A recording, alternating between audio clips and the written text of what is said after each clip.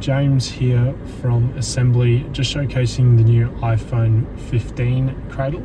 So as you can see, Apple have now changed over to the USB-C.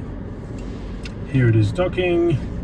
All of our Cradles come with the USB-C to USB-C connection for fast charging, also compatible with your Apple CarPlay.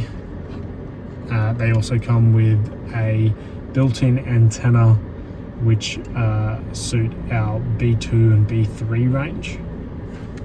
All the Cradles are available in a few different mounting options. So you have the DIY, which is the windscreen mount, how it's mounted at the moment.